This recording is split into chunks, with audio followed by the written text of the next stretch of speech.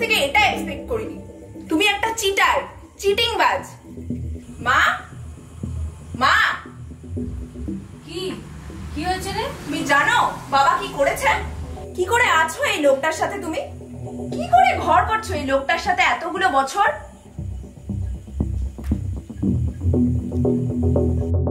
কেন, কি করেছে তোর বাবা? হ্যাঁ বাবা, এই বয়সে এসে এসব হবে না, চলবে না, এসব আমি একদম বরদাস্ত করব না। মা, আমি কিন্তু পুলিশ ডাকবো। পুলিশ? পুলিশ কেন? না মানে পুলিশ ডাকার মতো কি এমন হলো? আর তাছাড়া অনিন্দ তো আসছে একটু পরে, ও তো এখনই ফোন করেছিল।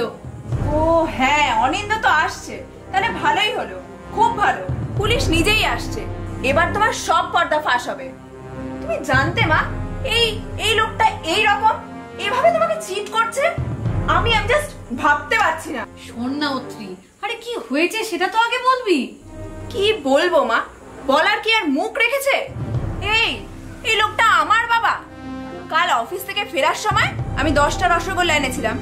আজ অনিন্দ আসবে ওর মা বাবাকে নিয়ে, আর এখন ফ্রিজ খুলে দেখছি একটাও রসগোল্লা নেই। কাল রাত্রে আমরা 3 জনে একটা করে খেয়েছি, আর আজ সকালবেলা তুমি আমাকে একটা ব্রেকফাস্টে দিলে, তাহলে বাকি থাকে 6খানা।